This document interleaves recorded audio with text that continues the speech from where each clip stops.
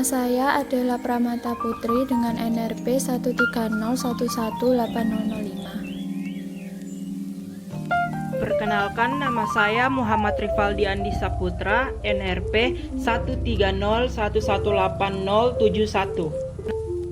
Halo, perkenalkan, nama saya Friska Priscilia, NRP 130118114. Pada kesempatan kali ini, kelompok kami akan mempresentasikan dan membahas mengenai analisis kesempatan internasional. Nah, sebelum kita masuk ke dalam pendiskusian materi, kita ada baiknya untuk mengetahui apa saja yang akan kita diskusikan kali ini. Yang pertama ada mengukur serta memilih pasar dan lokasi yang berpotensi. Yang kedua, riset pasar sekunder. Dan yang ketiga adalah riset pasar primer. Nah, dalam mengukur serta memilih pasar dan lokasi yang memiliki potensi, kita harus melakukan 4 tahap. Yang pertama adalah mengidentifikasi daya tarik dasar pada lokasi tersebut. Yang kedua, memperkirakan lingkungan bisnis nasionalnya. Yang ketiga, mengukur potensi pasar atau lokasinya. Dan yang keempat adalah memilih pasar atau lokasinya. Dalam mengidentifikasi daya tarik dasar pada pasar, pengidentifikasian ini tuh sangat penting karena pada suatu wilayah pengidentifikasian ini akan mencakup mengenai penyesuaian iklim, adanya larangan absolut, adanya akses pada bahan baku, tenaga kerja dan pembiayaan. Nah, contohnya saja di Indonesia sendiri tidak ada yang menjual pakaian untuk perlengkapan musim salju. Hal ini disebabkan Indonesia memiliki iklim tropis di mana hanya ada 2 musim, yang pertama musim hujan dan yang kedua musim kemarau. Sehingga penjualan perlengkapan untuk musim salju tidak memiliki daya tarik yang mendasar bagi masyarakat di Indonesia. Yang kedua, memperkirakan lingkungan bisnis nasional. Tahap ini sangatlah penting karena mencakup banyak hal, yang mana hal-hal tersebut sangatlah kompleks seperti budaya pada suatu wilayah, seperti bahasa, sikap, agama, tradisi, dan budaya kerja. Selain itu, tahap ini juga mencakup peraturan pemerintah, birokrasi pemerintah, stabilitas politik, kebijakan fiskal, nilai mata uang, biaya bahan baku, dan juga citra dari negara tersebut. Nah, mengapa budaya itu sangat penting? Unsur budaya mempengaruhi jenis produk apa yang akan dijual dan bagaimana cara menjualnya. Unsur budaya ini juga menentukan keputusan pemilihan lokasi. Modifikasi produk untuk keperluan pertimbangan budaya perusahaan harus mengembangkan fasilitas produksi untuk mencapai target pasar. Tenaga yang berkualitas seperti memiliki etos kerja tinggi akan meningkatkan produktivitas perusahaan. Peraturan pemerintah dan birokrasi pemerintah. Peraturan pemerintah merupakan salah satu hal yang harus diperhatikan dikarenakan setiap negara memiliki peraturan yang berbeda-beda. Contohnya, ada negara yang menerapkan peraturan mengenai lingkungan yang cukup ketat, ada negara yang mengharuskan perusahaan membeberkan beberapa rahasia penting seperti halnya resep yang mana harus dibocorkan pada negara-negara yang memiliki mayoritas penduduk muslim guna untuk mendapatkan sertifikasi halal. Birokrasi pemerintah juga sangat penting karena pada negara berkembang dan negara maju memiliki persyaratan yang berbeda. Jika di negara berkembang pasti memiliki banyak dokumen perizinan dari berbagai instansi. Nah, selanjutnya adalah stabilitas politik, kebijakan fiskal, dan nilai tukar mata uang. Stabilitas politik suatu negara sangat perlu untuk diperhatikan dikarenakan hal ini bertujuan untuk mengetahui keadaan politik negara tersebut pada masa depan sehingga tidak mengganggu kegiatan perusahaan ke depannya. Perusahaan perlu menganalisa kebijakan ekonomi nasional sebelum memilih pasar atau lokasi baru. Kebijakan fiskal yang tidak baik menyebabkan tingkat inflasi tinggi dan mata uang terdepresiasi. Ketidakstabilan nilai tukar mata uang ini dapat menyulitkan perusahaan untuk menentukan penerimaan secara tepat dan menentukan jumlah dana yang dibutuhkan untuk sebuah investasi. Selanjutnya, biaya bahan baku dan citra negara. Setiap perusahaan pasti ingin memiliki laba yang besar, maka dari itu dalam penentuan lokasi harus memikirkan mengenai biaya bahan baku guna menganggarkan biaya produksi. Citra negara sangatlah penting, bersifat bisa berubah produk harus diberi label yang mengidentifikasi di mana produk tersebut dibuat atau dirakit, sehingga memberi image bahwa produk itu bersifat positif atau negatif. Hal ini tergantung dari negaranya. Produk negara maju cenderung lebih dinilai positif dibandingkan dengan produk negara yang masih berkembang. Selanjutnya yang ketiga yaitu mengukur potensi pasar atau lokasi. Setiap perusahaan besar dalam bisnis internasional perlu untuk mengukur potensi pasar atau lokasi yang akan mereka targetkan.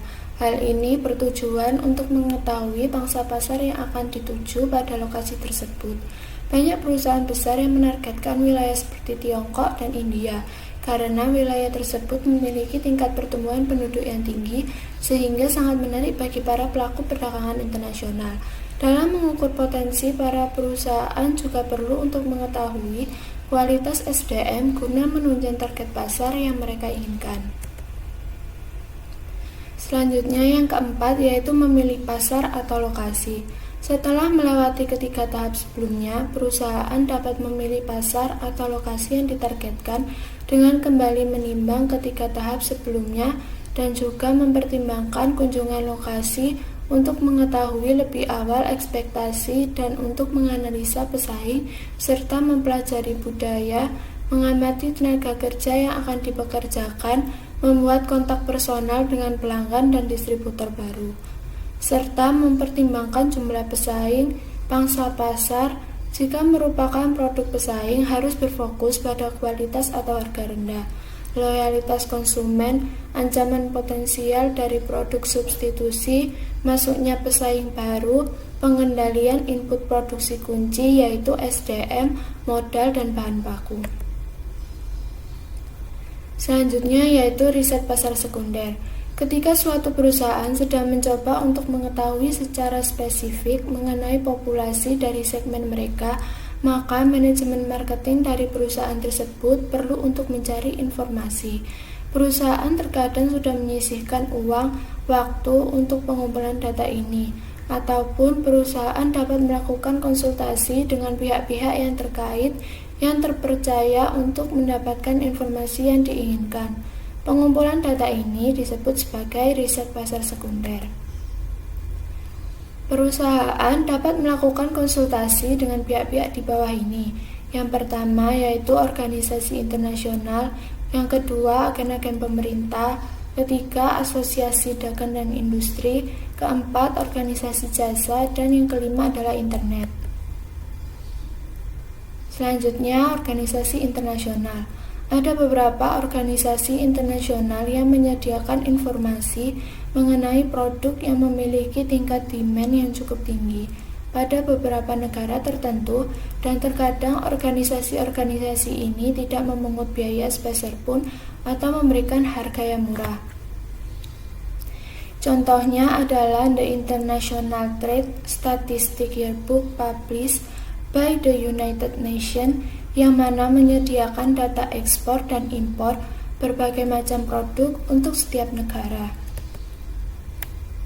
Agen-agen pemerintah, Departemen Perdagangan Internasional, dan agen dagang dari sebagian besar negara biasanya menyediakan informasi tentang regulasi impor dan ekspor, standar kualitas dari berbagai pasar. Data ini biasanya tersedia secara langsung dari departemen atau lembaga, dari agen dalam setiap negara, dan dari atas komersial di setiap kedutaan negara di luar negeri. Pada kenyataannya, mengunjungi kedutaan luar negeri suatu negara adalah langkah yang sangat tepat untuk dapat melakukan survei lokasi dan menentukan partner untuk berbisnis ke depannya pada negara tujuan. Selanjutnya, asosiasi dagang dan industri. Umumnya, perusahaan sering bergabung dengan asosiasi yang terdiri dari perusahaan-perusahaan yang tergabung dalam industri atau perdagangan yang bidangnya sama dengan bidang mereka. Perusahaan melakukan ini untuk mencoba masuk ke pasar baru pada suatu negara melalui asosiasi tersebut dalam rangka untuk mengetahui keadaan pasar dan kesepakatan yang terjalin di antara anggota asosiasi tersebut yang mana memiliki bidang yang sama.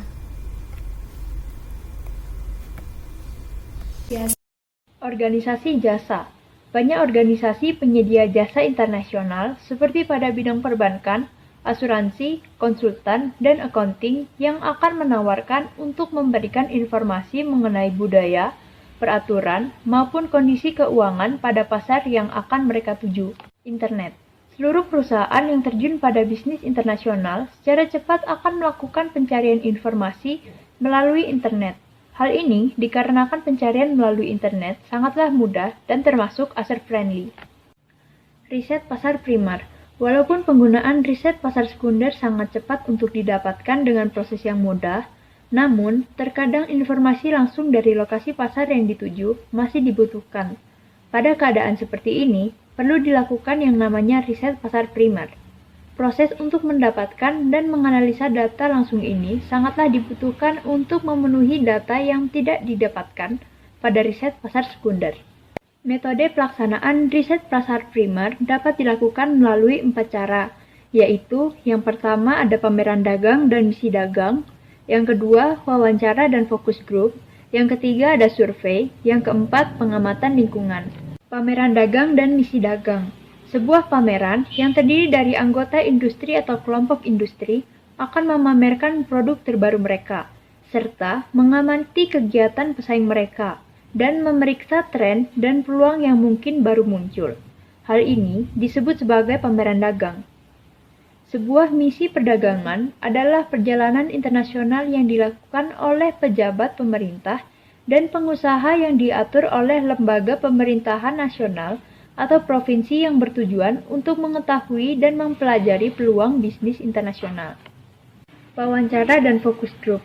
Walau bagaimanapun, data mengenai industri sangatlah penting bagi suatu perusahaan sebagai bahan untuk mengetahui potensi pasar. Hal ini bertujuan untuk mengetahui perilaku dari konsumen.